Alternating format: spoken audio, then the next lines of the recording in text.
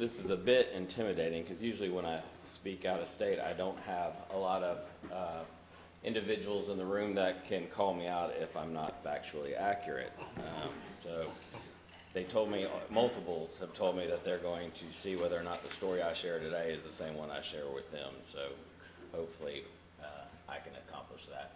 So I got to be very brief about a program's history that spans 20 years coming this January 1, 2014. So bear with me on the journey, because when she talked about challenges, I think challenges is being too nice. We had some serious failures, but we have a really good story that really breaks down into almost 2 different decades, 10-year periods at least, not in decades as you may think of them. So let me just start by giving you a little bit of the beginning and the beginning state and what we thought might happen. And I wasn't there in 1994, but I've had to spend a great deal of time learning the history, what we did, what we tried, what worked, what didn't work. We're the first state in the nation to enroll our entire population in managed care. Not only did we put the whole population in managed care, we also expanded to all uninsured and uninsurables at any income level. This is back in 1994. So I often refer to it, we were the Massachusetts of the day at that time. We thought through managed care that we could not only cover additional populations, but we could cover additional benefits. We could take benefit limits off. So this was more than just a coverage expansion. This was an entire program expansion from all accounts. Obviously, if you've been in paying attention to the healthcare world, Medicaid world, TennCare experienced a lot of difficulties based on some of the assumptions we made originally, and spent a great deal of time trying to fix that over the years that followed. So this is going to be a similar format you're going to see on the next several slides that I'm going to take you from 1994 and get you more current. And just to orient you to the slide, a little overview of what's going on at the time, number of plans, kind of what the risk model was, how many people we had in the program, the services, whether they're within the managed care organization's responsibility or if they were carved out, kind of what was going on from a quality perspective. And then you see the map of Tennessee, and the differing coloring that you'll see indicates the different service areas.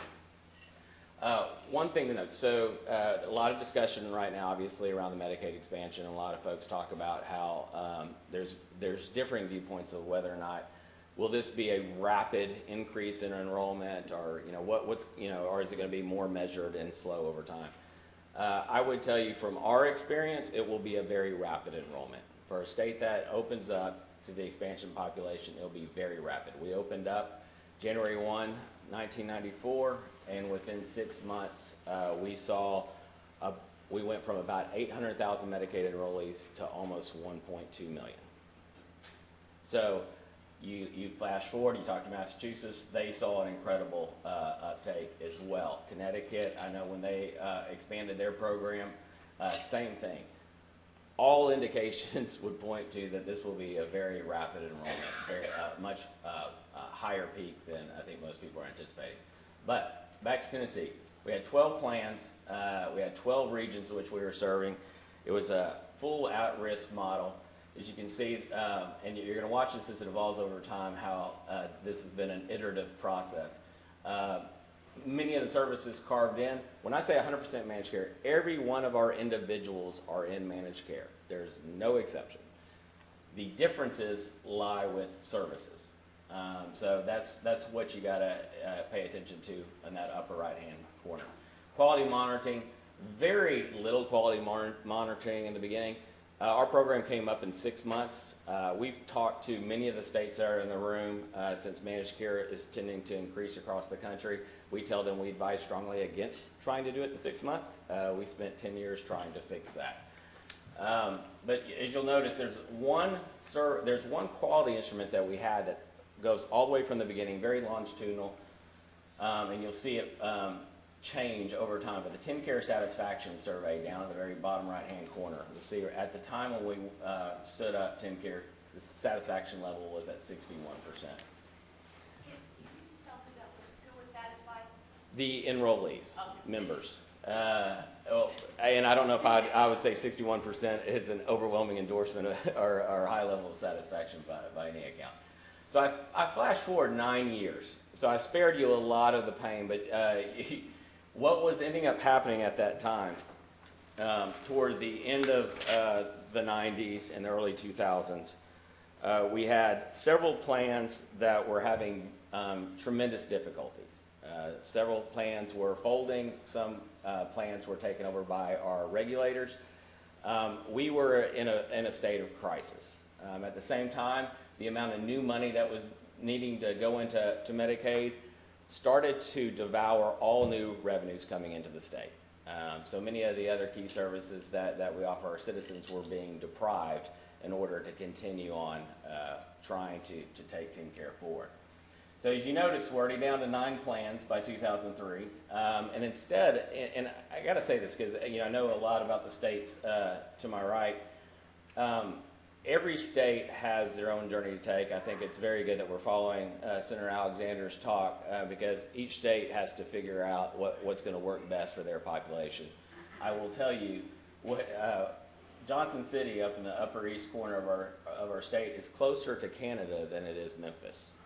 We have a very diverse state, and the issues that play out even within our state are very different between the 3 grand regions. So as I take you through this journey, some people, when they've done managed care, they've taken a different path, and I think that's just as valid as the path that we ended up taking.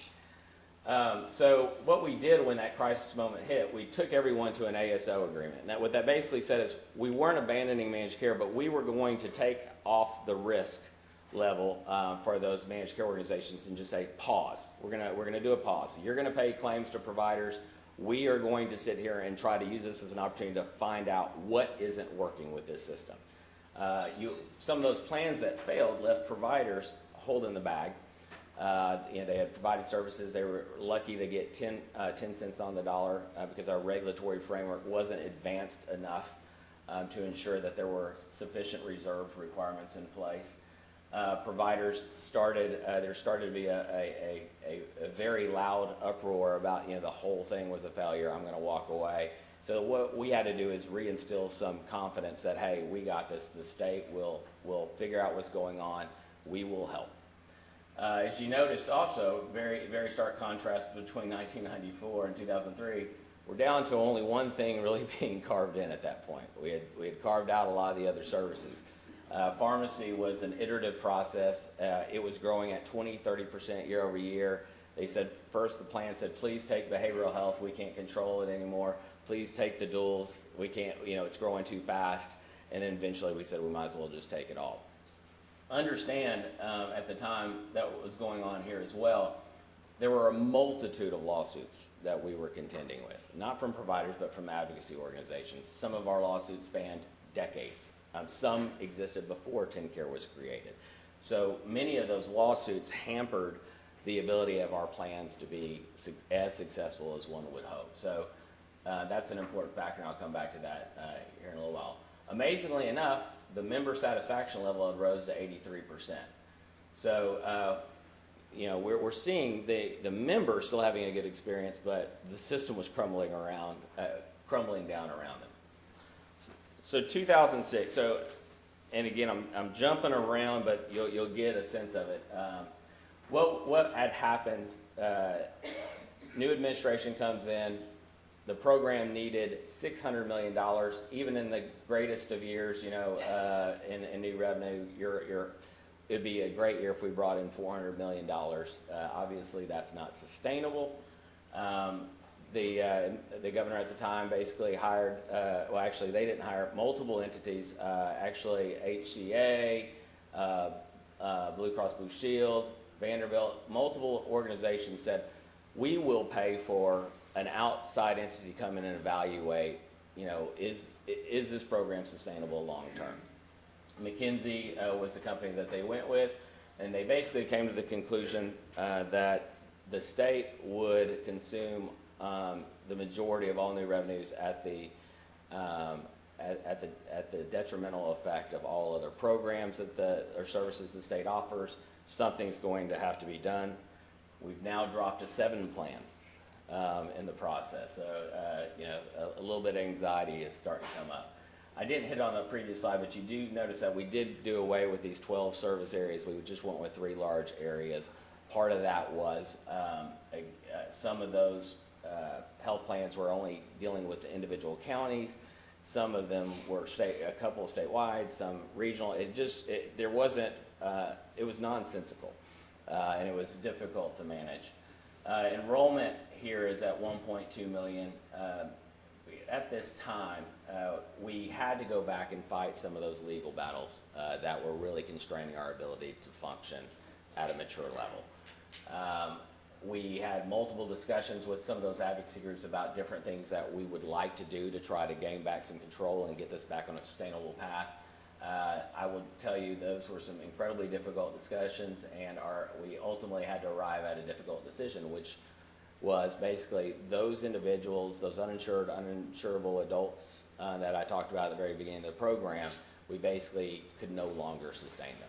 It's difficult, you know, being one of the lowest per capita tax states in the country, and to sustain the most generous healthcare program in the country at the time.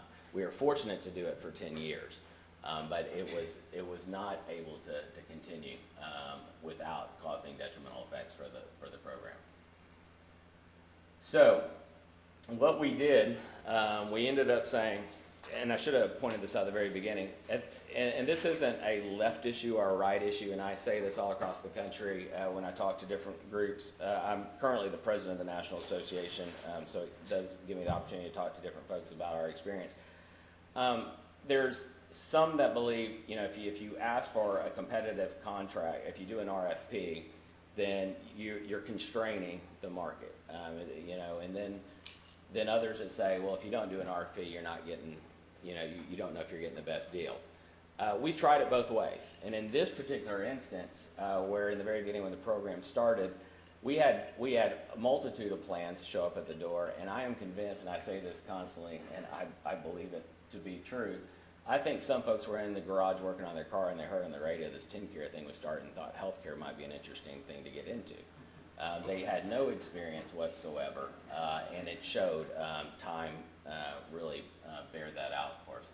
So what we did is we said, okay, we're actually going to bid out our networks. Now that's a difficult decision to make whenever you're saying, I'm going to bid this out, I'm only going to go with 2 health plans in each region, and you have more health plans currently in place than what your new design is going to allow for.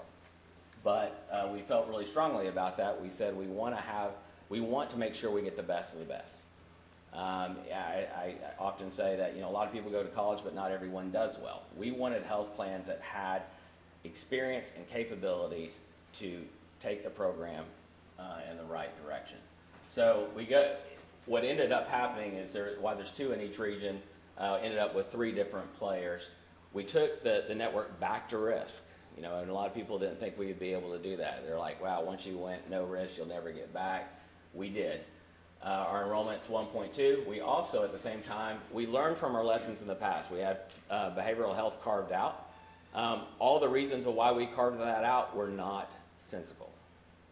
We carved them out for all the wrong reasons. We ended up having individuals spending more of our time between 2 different entities, a physical health organization, a behavioral health organization, talking about individual in the hospital and them arguing over how much care was the other one's responsibility.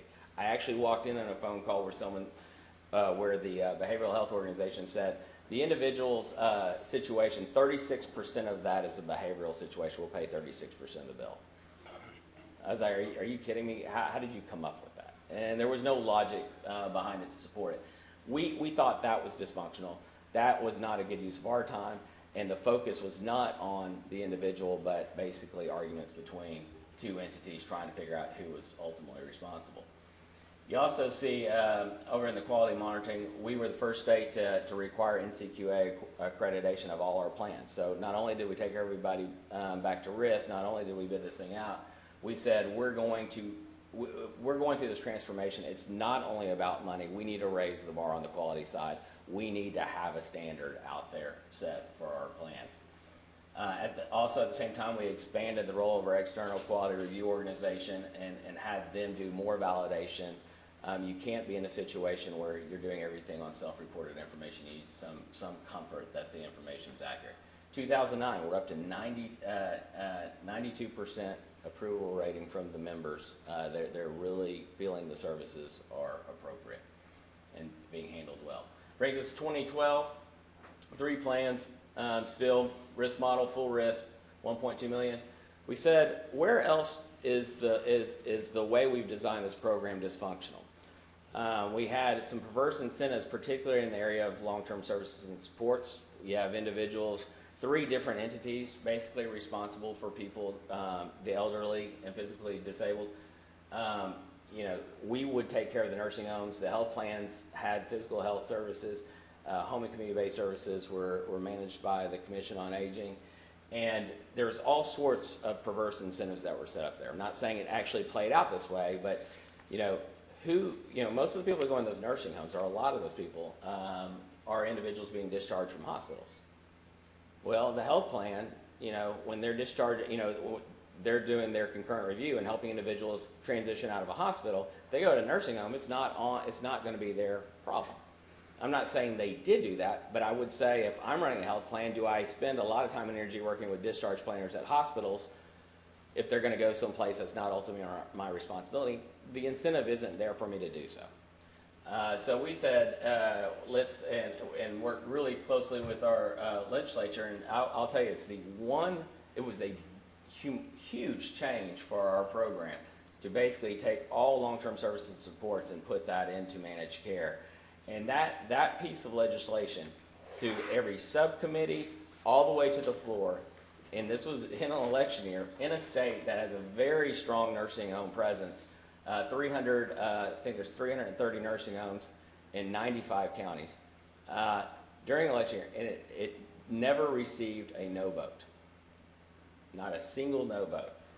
Because what we said is if we can fix this, we will be in a better position to deal with the aging population coming down the road. Right now, we have the highest costing system in place, and as people age, it will break the bank. We all got ahead of this, and that has been a resounding success. 93% on TennCare satisfaction, actually reached as high as 95%. So we went through a whole bunch of changes over the since the 2005 period. And you know, the next logical question is well, you know, do you know for certain that you accomplished what you had hoped to accomplish? So from a cost perspective, which was one of the primary things that we needed to get a handle on, I think the data supports very much so that we have accomplished what we had intended, what we had set out to do. If you look on the upper left, U.S. expenditures on healthcare per capita versus the comparable services for TennCare, trend line's very different.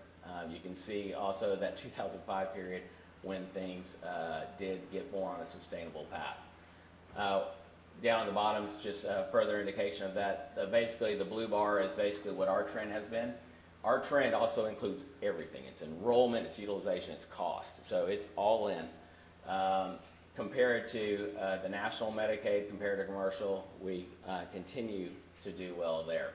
I will say, if you see our pharmacy spend, what's happened there, you also see home health and private duty nursing spend. I point those out because it is a constant struggle. You cannot just do one thing in Medicaid and wash your hands and you're done. You have to be paying attention to what's going on, what's driving your cost, and then step in and implement something to help with that particular situation. If we hadn't, then we would find ourselves back in the situation we were once before. Our program previously was growing on average 11 to 12% year over year. Again, now we run actually 2012 was the highest at 3.8, where on average since 2005 have been running below 3% trend in our Medicaid program. But you say, but that's all for naught because, you know, quality is probably being sacrificed in the process. Well, actually, no. Member satisfaction rates reached an all-time high at 95%. Data, very important, you know, so there's a lot of anecdotes that I'm sure all of you hear from individuals about what Medicaid is and what it isn't, you know, is it working or is it not? Data is the truth element to it all. If you see down the bottom right, in 2012, we had improvement in 88% of our measures tracked since 2006, 31 of 41 measures introduced more recently. Our health plans continue to be ranked among the top 100. We've actually had our highest ranking plan just in 1 year move from 37th to 30th. So we're moving in the right direction. And if you know anything about the South, that is a huge accomplishment because our health indicators are some of the poorest, or the poorest in the country. So again, low cost, high quality, something that I think many people question whether or not we could accomplish. This is just the then and now. We had rapidly escalating costs, obviously not so much anymore. We have volatile health plans. We have really well capitalized, experienced health plans in place. Much stronger quality system in place than we had before. With our implementation of the Managed Long-Term Service Supports, we basically were able to serve more people for the same amount of money, which doesn't happen often. And we had a very fragmented system before, and we're moving in the direction of a much stronger integrated system that I think will bear fruit for years to come. I'm not going to hit every one of these because what they told me, you are going to get these slides. But some lessons learned. We talked a little bit about the MCO procurement. You have to be very thoughtful about doing that if you are going to bid to get in health plans. This is, one of the things they asked me to do is, as with a lot of legislators in the room, what is it that you can do that can be helpful to the Medicaid agency? If you are going to have individuals, our program, we spend $1 million an hour.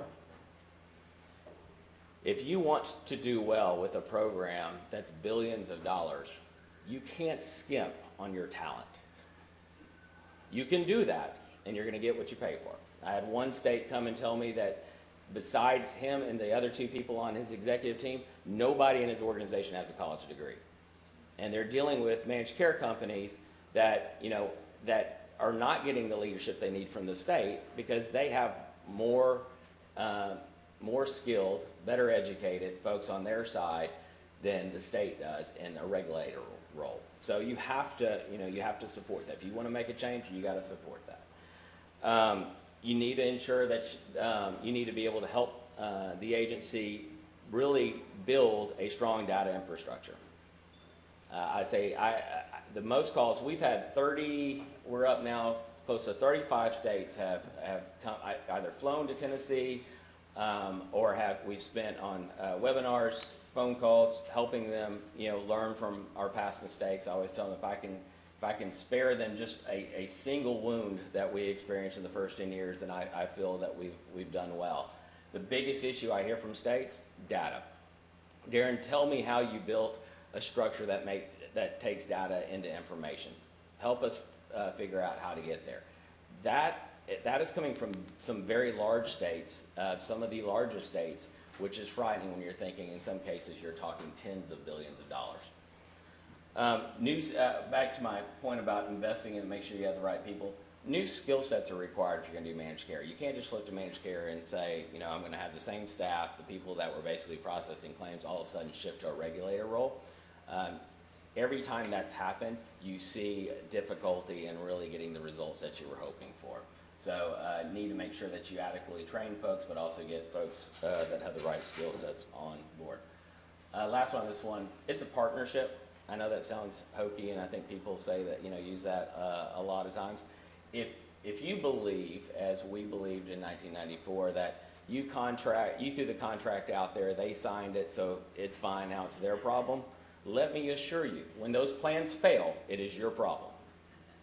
You will be paying twice. You will have paid the health plan when they fail, and then the providers still didn't get paid for their services when they blow up. And then you have to pay pure state dollars because the feds aren't going to participate twice. So it is very much your problem. It's of the greatest importance to make sure you have healthy plans. I always tell them we don't always agree on the same definition of healthy, but I want them to be successful because that makes us ultimately successful. On quality, real quick, data again, very important. That helps us dispel misinformation and the antidotes that are out there. Independent external review, very important. You need that validation to make sure that what is truly happening out there is in fact what you're hearing. And we also talked about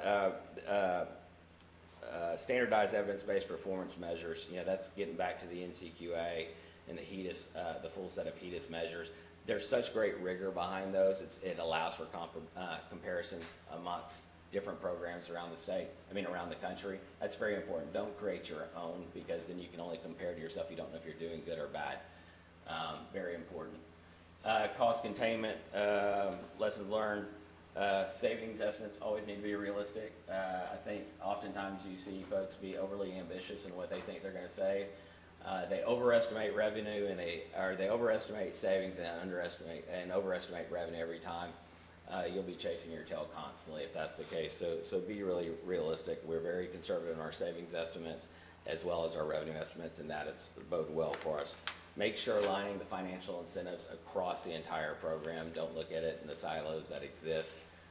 Back to our issue with nursing homes sitting off to one side, HCS sitting somewhere else. We didn't have an individual with all the tools to be able to help us be successful. So think about it across the entire enterprise. Data analytics, tailored dashboards, that's what I was telling you, all these states that seems to be a big focus for a lot of folks. Real important, not all problems can be solved by managed care organizations themselves. So when I showed you the slide on pharmacy, and I showed you the slide on home health and PDN, when I showed you when I talked about the lawsuits, those weren't things the managed care organizations could solve for us. So understand, you still have a very big role. It's not you sign a contract, it's someone else's problem now. You have a role in some areas to enable them to be successful. And at times you may need to evaluate whether your benefits are appropriate, or whether new rules need to be promulgated, or if a law needs to be changed, or if you need to go back to court to get sufficient flexibility to be successful. And then the last one, which I love, and it seems like this is something that's really relevant to the things you have to endure on a regular basis, but constant vigilance needed to defend against special interest groups that seek to undermine the cost controls that you put in place. Happens all the time. I will tell you, everybody will come and present to you and tell you how they're going to save you all sorts of money if the Medicaid agency would just do this. If I did every one of those that have come to my door and pitched that pitch to me, we would be generating trillions of dollars in the state of Tennessee. Positive. I'd be a revenue machine for the state.